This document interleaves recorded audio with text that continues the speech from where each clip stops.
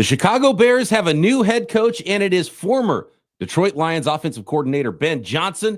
News about their defensive coordinator staff coming together quickly for a lot of teams in the NFL, less quickly for others. Coaching GM news coming at you on today's Peacock and Williamson. NFL analyst Brian Peacock and former NFL scout Matt Williamson bring you expert NFL analysis every day in less than 30 minutes. Get an inside look at the NFL on the field and in the front office with elite breakdowns to next-level analysis and in-depth information only for the real NFL fans. This is Peacock and Williamson, and it starts now.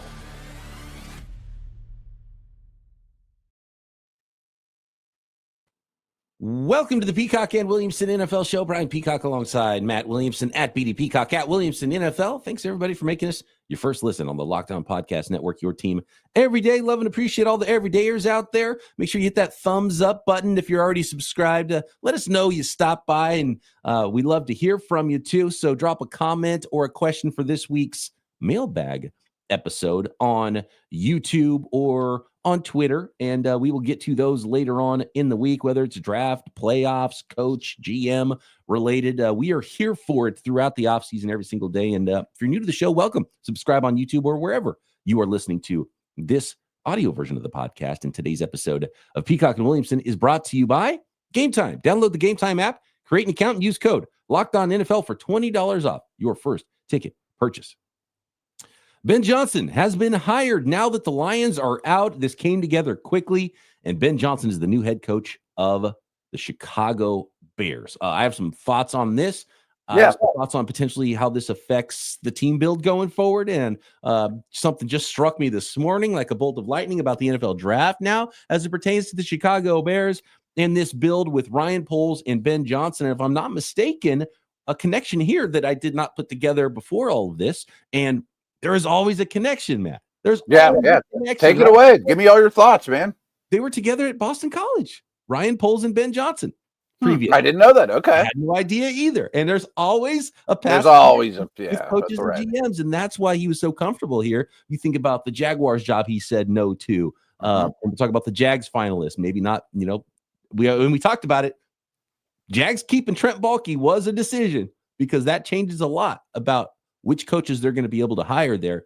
We'll focus on the Jags in a second, but what are your thoughts? Ben Johnson to the Chicago Bears.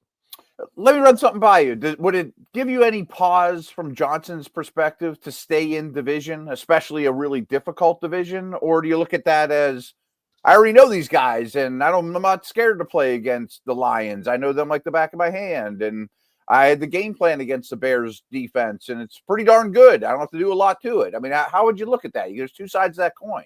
Yeah, I would think that it's probably difficult anywhere, and the right job trumps everything as far as that goes. But at the same time, you're not in the AFC West. It is a good division, and it could be a great division for a very long time. So I think that would give you a little pause and be maybe a tiebreaker, but maybe it wasn't even a tie for him. He trusts Ryan Poles. He knows Ryan Poles. He loves that they have a young potential superstar quarterback in Caleb Williams that he saw a couple of times and thinks that he can obviously do something with. That has to be a factor in it for him here.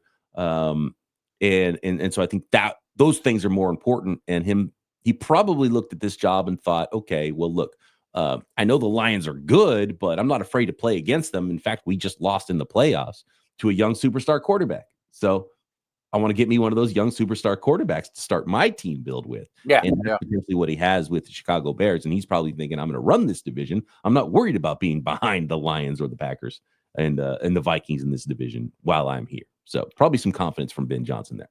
It's a good way of looking at it. And I agree as well, that yes, this is a difficult division, but Mahomes isn't in this division. There's a couple guys you want to avoid, and no matter where you go, it's not going to be easy in this league. I mean, you go to the easiest division out there, but I'd prefer not to be with Allen, Burrow, Lamar, or Mahomes, my division, no question about it. And I do think a lot of it, as we talk through this, I didn't know the Boston College connection, but I'm sure if these two are truly friends, they have lunch or dinner or whatever, go out for drinks, whatever, just like buds, and start talking about Caleb. And, tells them, man, if we could only provide this for Caleb Williams, I think he could be maybe not the next Mahomes, but he could take that step to being the best quarterback in our division, conference. Who knows? We might be the ones controlling things. I mean, obviously Jaden Daniels and Love, and there's other guys that are scary, but my hunch is, and I don't want to steal your thunder, I know you were talking about how you had some thoughts about team building too. I bet it's O-line. I mean, the Lions were the most O-line centric team in the league. I would think they aggressively pursue the offensive line. I absolutely have to rebuild the offensive line. Yeah. And for Ryan Poles, a former offensive lineman, he's had some trouble putting together a great offensive line, right? But I wonder if that's part of it too. For Ben Johnson, he's watched these Bears teams and he's probably like, what the hell offense is this? What are you guys doing here? And he's seen past Bears offenses the entire, previous before Caleb Williams even showed up. He's probably like, man, if these guys had a decent offensive coordinator, they might have been able to pull a lot more talent out of these teams and probably would have had a lot better offensive line play with the same pieces if their offense was put together better. I bet there's some of that as well from Ben Johnson here. But so that's a perfect segue to my thoughts. So, of course, they need an offensive lineman. I've been doing a lot of work on the 49ers who pick 11th. The Bears pick right before them at pick number 10 in the NFL draft. And so looking at scenarios, what could teams do here and there and here and that. That is going to be a hot area for some of the offensive linemen in this draft. I don't think there is a Penei Sewell in this draft, but might be a Jahmyr Gibbs. Ashton Jeanty to the Bears at pick 10. He might be this glowing name at the very top of their draft board. You get to pick 10. Does Ben Johnson say, look, we can put together an offensive line. We can coach him up. We can attack free agency, but give me that playmaker on offense to pair with my quarterback. That's the best player on our board at pick 10. Seeing how successful the Lions ground game was under Ben Johnson. What about Ashton Jeanty as a dynamic playmaking option? They address offensive line elsewhere. He's the best player on the board. He's got a higher grade than any of the offensive linemen to pick 10, a running back to the Bears to add to that offense. Just give me a playmaker. And I know you're not 9 out of 10 times not in the camp of investing in running backs in round 1. And I get that. But sometimes he's just way better than everybody else, and he makes a difference, That's usually where these running back picks come from. You know, you're a GM and you stack your board. It's like, well, we give this player this grade and he's at the top. Are we going to pass up the top player on our board to draft a different player, a different position? And so I think that's what happens a lot of times on draft day with the running backs. And it's going to happen with Ashton Jeanty at some point in the first half of the first round of the draft. He's going to be the best player. He might be the best player from the first pick on for a lot of people. Right. Your draft grade for what he is. It'll be like when Bijan came out. Right. Hunter and Jeanty will be the top, maybe Abdul Carter. There's going to be some names that even teams that draft quarterbacks. And so that's what you have to do. You have to be like, well, quarterback's more important. So we're going to take a quarterback, even though these other guys have a higher number next to their name. And I still wouldn't do it. I mean, but how about that? You're trying to build your triplets, right? You got Williams, Odunze, Jeanty long-term on that Bears offense. Try to put some points up on the board and figure out offensive line later. There's other ways to get offensive linemen, free agency, other rounds in the draft. It's not a 1-round draft. I think offensive line will be the most popular pick for them there. But, the offensive linemen in this class, there's a lot of good ones. There's first-round guys. The more I look into it, almost every single guy, it's like, but maybe he's a guard. I know, all the tackles of all time, but who's actually going to play tackle? There's no Joe Alts that are just clear tackles, that stand out. And that's the thing is, so they might be sitting at pick 10 and you go through the thought exercise and it's like, okay, we're going to take either Will Campbell from LSU or Ashton Jeanty, 2 best players for us. Who do we take? Well, Ashton Jeanty is a lot more like Jahmyr Gibbs than Will Campbell might be like Penei Sewell as far as just straight athletic ability and raw tools that we're working with. I think a lot of teams are going to really like Will Campbell too, from culture to how he plays. If Will Campbell, quick tangent, if Will Campbell has long enough arms, I don't know what you could do exercise-wise, get people to yank on both sides of his arms for the next few months. One of the most important, underrated combine measurements will be arm length for Will Campbell, because I think he's the best offensive lineman in the draft. And the only thing holding him back. Yeah, if he was if he's 34-inch arms, he makes millions and millions of dollars and gets drafted high. And if it's 32 3/4, then he's a guard, and now we'll see where he ends up going. So a couple notes on that is, so something we'll probably discuss down the road I want to talk about, but Pro Football Focus put this thing together of off-season assets. And, you combine your draft capital and your cap space and effective cap space, blah, blah, blah. And the only teams with the more assets to get better this offseason than the Bears are the Raiders and Patriots. So even before the draft rolls around, they may assign Trey Smith from the Chiefs and the best center in free agency. They're going to have a lot different looking team. And I don't love running back in round one, like you, but I can excuse it away easier with a very young quarterback. I just think that's a really nice safety blanket lining up behind you for easy completions, easy yards, keep me out of 3rd and 8. Just make life a little bit easier on Williams. I got more thoughts on that. More on the staff that Ben Johnson is putting together with the Bears. Yeah. Some other staffs coming together around the NFL. We've got a new defensive coordinator in Indy, and the Jags have some finalists for their head coach job, and the Tennessee Titans have hired a GM. All that and more coming up on today's Peacock and Williamson. This episode of Peacock Williamson brought to you by Game Time. And I love going to live events. I go to probably more concerts than I do even sporting events. And when it comes to buying tickets for concerts, comedy shows, sporting events, whatever events you want to go to near you, you can find some phenomenal deals and get great last-minute deals on seats with Game Time in the Game Time app. And in fact, there's some events and some baseball games and concerts I wouldn't have gone to if I didn't get a phenomenal deal on tickets at Game Time. And now Game Time has made it even easier to find tickets to your favorite live events, especially something like an NFL game where you're at a huge stadium, 60,000 seats, or maybe a big concert venue that's outdoors and there's tons of seats. Game Time Picks filters out all the fluff to show you only incredible deals on great seats. You don't have to waste your time searching through thousands potentially of tickets that might be available for an event. Take the guesswork out of buying tickets with Game Time. Download the Game Time app, create an account, and use code LOCKEDONNFL for $20 off your first purchase. Terms apply. Again, create an account and redeem code LOCKEDONNFL for $20 off. Download Game Time today. What time is it? Game Time.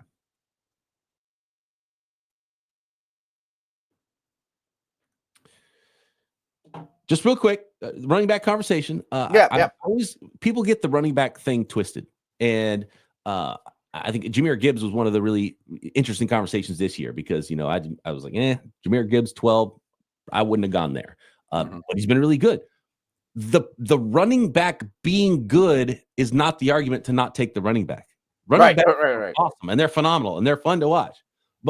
And Jahmyr Gibbs, 8 yards a carry, 2 touchdowns. The Lions are sitting at home right now. You know what I mean? The New York Giants drafted Saquon Barkley. Where did they go with Saquon Barkley? Nowhere. Who went somewhere with Saquon Barkley? The Eagles, because they sprinkled him in at the end of their build. He's the cherry on top. Running backs at the end of the build. So that's why I disagree with the argument about the young quarterback, because it's still not the thing you do at the beginning. It's the thing you do at the end. And Christian McCaffrey was good for the 49ers because he was already built. Panthers won nothing with Christian McCaffrey. The Detroit Lions have my favorite running back of all time for a decade, Barry Sanders. They win nothing with Barry Sanders, right? Is Atlanta a lot better off with Bijan than not? Probably not. I love Bijan, he's a big asset, but they're not taking the next step. Because you're going to draft a bad player, it's because you're not going to hoist Lombardi's building around a running back, especially this day and age. It just doesn't happen. You add Derrick Henry to the Ravens. You add Saquon to the Eagles. Right. McCaffrey to the Niners. And it's a lot easier to go find that player. Like, go sign Ashton Jeanty in 5 years after the Bears don't win anything with him, and then add him to your team later. You know what I mean? Yeah. The other part of it is how good, speaking of talent for running backs, how good running backs are at the replacement level is the other thing. And then how often they get hurt. So now you have Jahmyr Gibbs, but it's like, but we want him to be 1B with a 1A because we don't want to get him hurt. So now you have this great player, but you kind of feel like you don't want to use him as much as you could because you don't want him to get hurt. And then if he does get hurt, that's even worse because now you don't have anything to show for your guy. And it's 100% hit rate on injuries for running backs too. So it all comes together. That's the value. It's not that, Jahmyr Gibbs, great pick because he's awesome. No, that's not the conversation. Of course he's awesome. Jeanty's awesome too. McCaffrey was awesome. Barkley was awesome. That's not the reason and that's why we talk about the draft board conversation. He's at the top of the draft board. You almost have to, it's almost like special teams. Like, let's put the running backs on the board later because the number's going to be high next to their name. But there's reasons why you don't build around running back. That's just for those who don't understand why you would not draft a running back. Like, of course, the Lions, awesome, great pick, drafted Jahmyr Gibbs. I don't know. Was it? He's awesome. That's not the argument. I got two things that sort of counter you is because I didn't agree with the Gibbs pick either. Yeah. You know, on the day after the draft, you know, Peacock and Williamson Monday, that you know, not ever seeing him in the pro uniform. But maybe you and I also didn't realize how far along the Lions were in their build at the time. You know, they were sitting prettier than we thought. You know, their line was in place. Goff was not a throw-in. Goff was their guy. You know, I mean, I think they were in better shape than we thought. Hutchinson was a foundational player, and that was a offsite by us. You know, that they were better. They had a better foundation than we had already thought. This isn't an argument about the value of running backs, but I will go back to the young quarterback thing. Even if I waste my first 4 years of Caleb Williams and Jeanty goes to the Ravens to replace Henry after his first contract, anything that makes my young quarterback better is worth it. If I hire a new lunch staff, a new parking lot attendant, you know, whatever it is that makes my quarterback better, I'm in favor of, even if it's wasting an asset. That's kind of where I was going with it too. Right. No, but I agree with the cherry on top thing. That does make sense. And then I would still come back and counter that there's other ways to make your quarterback better. You know, give me a guard. Or build a defense that gets the ball back to your young quarterback. You know, get him more opportunities. By the way, the Lions, second round of that draft, I'm still taking the second round picks. Branch, Sam Laporta over the first round, Campbell and Jahmyr Gibbs. So that was my draft day take, and that take has still not changed. And so there you go. Just a side note, if you remember, that's the year the Steelers traded Claypool to the Bears. So they had the first pick in the second round. Yeah. And I was asked for 24 hours straight, you know, Steelers are on the clock. Who would you take? Yeah. It's going to be Porter, right? I mean, Daddy played here. I'm like, he would be my second choice, but I would take Branch. Branch. You know? Yeah. I mean, and so I'd love that pick, you know. And again, what's funny is Branch and Laporta, they're not high end, because you know, we're talking about the Lions now in the draft, and we're getting out. But it pertains to Ben Johnson and how he might think about team building. So it all kind of ties in. By the way, Dennis Allen looks like he might coach the defense for Ben Johnson, former Saints head coach, former Raiders head coach. They, I think, need to do some more interviews and stuff before that gets figured out. But it sounds like Dennis Johnson might be joining his staff, as well as Mike Rizzi. Is that correct? The interim. That's the rumor. I mean, that they're heavily pursuing him as a special teams coach. Does he have more of a Saints connection than I know? I mean, he was with Peyton, right? Ben Johnson. I don't know Ben Johnson's timeline nearly well enough. I need to do that homework. I bet there's a connection. I bet there's a connection. I think he was on the Saints staff with Peyton. I need to double check that. But and putting together quickly. And so other teams might need to start moving quickly as well, because this starts to get moving very fast, including the Jacksonville Jaguars. I want to talk real quick because there's multiple names to talk about with the Jacksonville Jaguars and how that head coach search is going. Since we brought up defensive coordinators, the Indianapolis Colts have hired veteran defensive coordinator Lou Anarumo to their staff to replace. I think it's a good move. I was surprised how few people interviewed Lou Anarumo, including the San Francisco 49ers. Jeff Ulbrich to the Falcons. We already talked about that on yesterday's episode as well, I believe. But Jeff Ulbrich is the new DC for the Atlanta Falcons. Lou Anarumo, the new defensive coordinator in Indianapolis for the Colts. I had to double check. Johnson went from BC to Miami for about 7 years to the Lions. So there was not a Saints connection, but I'm sure there's some sort of tie that we don't know. Yeah, it was always an extension, but it might be the Dennis Allen tie. He might be like, okay, Dennis Allen. And Dennis Allen's like, dude, we got to bring Reese in. He's a really good coach. And we had personnel issues, not coaching issues in New Orleans is probably what Dennis Allen might say. So we did a big segment when it was just Ross and I about the Colts, you know, like what would you do to help the Colts? And I kind of said, I don't know if their head coach is a good head coach or not. I think he's a really good offensive mind.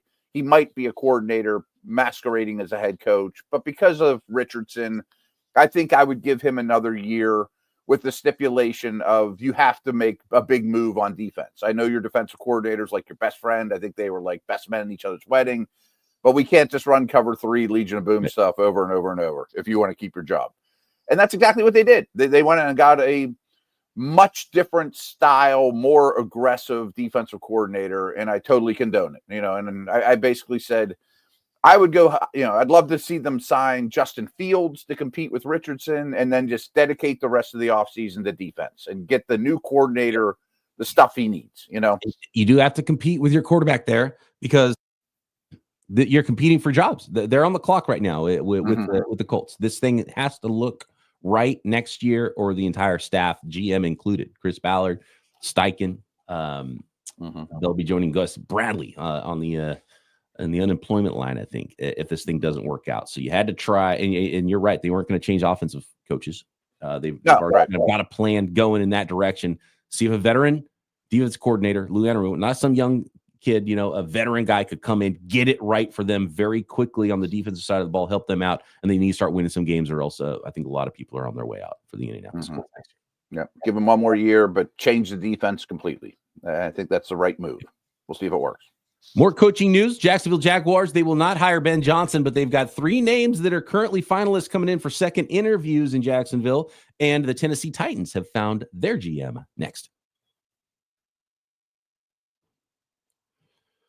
Today's episode of Peacock and Williamson brought to you by Prize Picks. It's playoff time, and if you're like me, you want to make the most of the final weeks of football action. Man, only 3 games left in the 2024 NFL season, and that's where Prize Picks comes in. Because if you love football, you want a chance to win real money while watching the games, Prize Picks is the place for you. It's the best place to turn around your sports opinions into cash with daily fantasy player projections. And it's simple. If you've never played Prize Picks, all you do is you pick 2 or more. You pick more or less on player stat projections like total passing yards for a player or rushing touchdowns for a player. For example, more than 1 rushing touchdown for Saquon Barkley against the Washington Commanders. And Saquon Barkley's been pretty automatic for a lot of Prize Pick players, I have a feeling, this season. First shot to win up to 1,000 times your money. And here's a special offer for our Locked On listeners. Download the app today and use code Locked On NFL to get $50 instantly after you play your first $5 lineup. That's Prize Picks, promo code Locked On NFL to get $50 instantly after you play your first $5 lineup at Prize Picks. Run your game.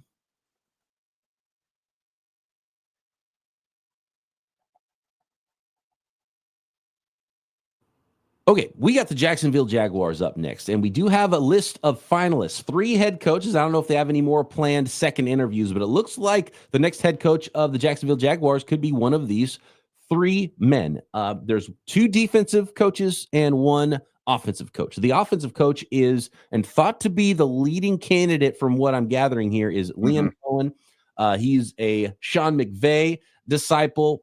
He went to college, came back to the NFL. He's the offensive coordinator for the Tampa Bay Buccaneers currently, and he is getting a second interview as head coach of the Jacksonville Jaguars, along with former 49ers defensive coordinator and New York Jets head coach Robert Saleh getting a second interview, thought of very highly of the Jacksonville Jaguars organization and ownership group, and Patrick Graham, a former defensive coach for the Ravens and the Raiders. Ravens, right? He was Raiders to Ravens.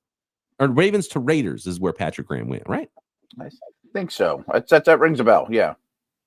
I might be getting it wrong where he went before the Raiders, but he was with the Raiders most recently, Patrick Graham. So those are the 3 names of the finalists. What do you think about the Jags? And do you think that keeping Trent Baalke hurt them getting Ben Johnson? Or do you think Ben Johnson, now that we talk about Ben Johnson more, it almost seemed like the Bears was the most likely all along? I tend to think so, and I would imagine that there will be a shoe to drop shortly in Jacksonville. I'm looking up Ben Graham here super quick because he went from Giants to the Raiders, Dolphins before that. He was assistant head coach and defensive coordinator for the Giants. That's correct. Okay. I want to focus on Cohen, though. I mean, only 1 year as offensive coordinator. But I think he did a whale of a job. I mean, they run the ball. They finally have a run game there. They have an offensive line. They built on what his predecessor did with Baker Mayfield. I mean, one of the better offenses in the league. And again, always difficult to comment on assistant coaches, but to me, he would be my hire if I'm Jacksonville. I would definitely lean offense heavily with this franchise in particular. But man, that would be hard on the Bucs. I mean, to lose Canales and then Cohen with a defensive-minded head coach, what's the chances you get the third hire right? Probably not. Yeah, that starts to get pretty difficult if you're the Tampa Bay Buccaneers. Here's my question philosophically if you're the Jacksonville Jaguars, because let's say there's two guys, you love them both, they're tied, you believe in the person, you believe in what their plan is for your football team. One is an offensive coach, one's a defensive coach. Does Trevor Lawrence need that? Like, he's already into his second contract in the NFL. Does he need that offensive minded head coach? You just had Doug Peterson. That didn't work out great. Or like I talked about earlier, do you need to find someone who's going to get the ball back to him more often? Because I don't know if you need to go, because it's funny because we always talk about the young quarterbacks, and we had this conversation with the Bears about Caleb Williams, and you want to do everything to help out your young quarterback, and you want to develop your quarterback. So it's like, okay, let's get offensive line, let's get receivers, let's get running backs, and let's get an offensive head coach. So he has the best opportunity to be good. Well, doesn't every team want to have their quarterback be good, whether you drafted him one overall or not? And in the end, you need the best head coach with the best plan. And so I wonder if we're already past the place where you're like in that incubation period with Trevor Lawrence. And it's like, do we really need to force an offensive head coach? Not that Liam Cohen would be a bad candidate for the job but not just because he's an offensive head coach, but throwing that out, it's a tie. Does the tie still go to offensive head coach because of Trevor Lawrence? I don't think any of these three qualify, but I really think a CEO Harbaugh Tomlin type is really what this organization needs, because it's been all over the place for decades. But I don't think any of these guys necessarily qualify. And I'm with you. I kind of feel like if I'm going to make you one of the highest paid players in the league, I shouldn't have to also give you, training wheels with a coordinator. Right. I mean, we're past that now. But I'm also a bit of a Lawrence apologist. I'll admit that too. And I think he's had so much change in his young career now. If you hire the defensive guy, and even if you get the coordinator right, just like we talked about in Tampa, and you lose them in a year or two, I mean, like, give me some stability. I want to build, of course, Mahomes, Reed. Everyone wants to build that. But I want to build that between coach and quarterback, not between coach and coordinator that could get hired next coaching cycle. You know what I mean? And I know the New York Jets situation was really weird, but hiring Robert Saleh probably doesn't give you the highest confidence that they're going to have some awesome offensive coordinator coming along with him. You don't want to end up like Hackett or whatever, and you're like, oh God, we're going through this again. At offense, I love his Rolodexes of offensive coordinators. I don't love your Rolodex.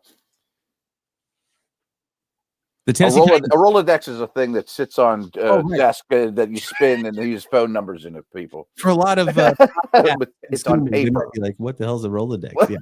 Right, yeah. They don't need those anymore, but yeah. The Tennessee Titans have hired a new GM to oversee things in Tennessee. Mike Borgonzi, the former assistant GM of the Kansas City Chiefs, got a 5-year contract, and he is in place now as the Tennessee Titans' new GM. I don't know anything about Mike Borgonzi. We mentioned his name, and I said as such when we were talking about candidates for this Titans GM job. But clearly he comes from the jewel of current NFL organizations in the NFL, a team that's trying to win their 3rd Super Bowl in a row. So it can't hurt to pull some ideas from that organization. Does he get to bring Patrick Mahomes and Andy Reid with him? No, he doesn't. Unfortunately, no.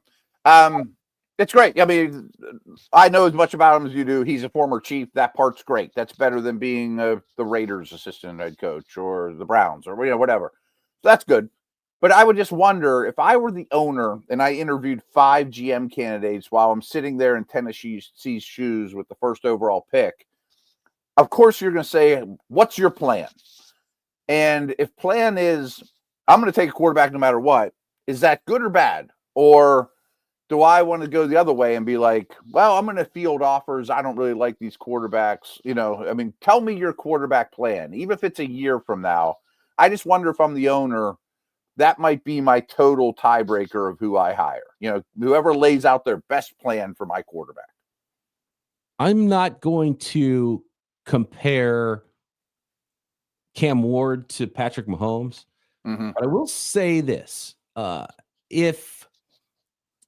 If Mike Borgonzi was in the room with discussions in 2017, and I don't know if he was there in 2017, but he's been around the organization, been around the people who drafted Patrick Mahomes.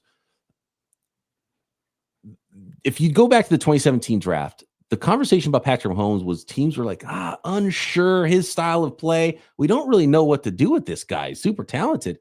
That's kind of a similar conversation to what we're talking about with the scouting report on Cam Ward right now coming out of college. He's like, oh man, he's got this and he's got this and love seeing this plays and second reaction plays and this and that.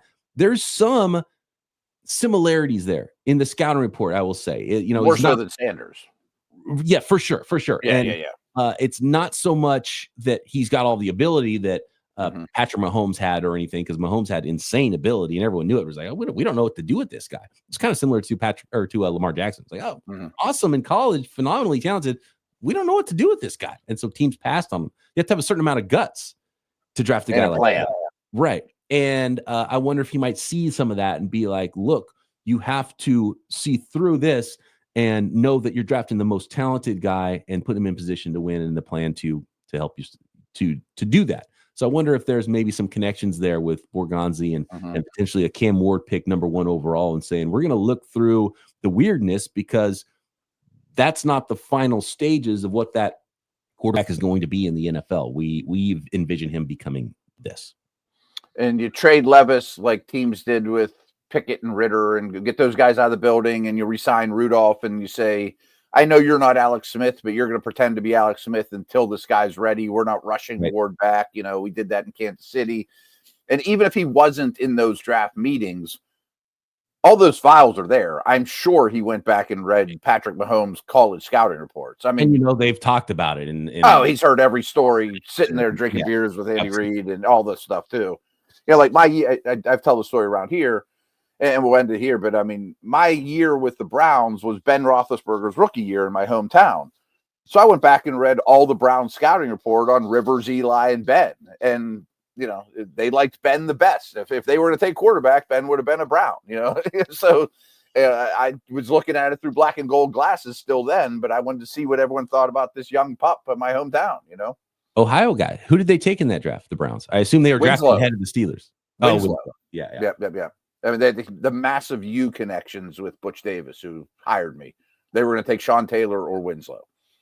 They just signed Jeff Garcia, and they thought the problem was solved. You know what? Another topic for this draft, we talked about running backs. What about drafting tight ends and safeties high? We'll get to that on a future episode of Peacock and Williamson. Of course, we'll be talking team building and NFL draft and free agency and playoffs. Make sure you're subscribed on YouTube or wherever you get your podcasts, and drop a question for a mailbag this week as well. Talk to you then right here, Peacock and Williamson.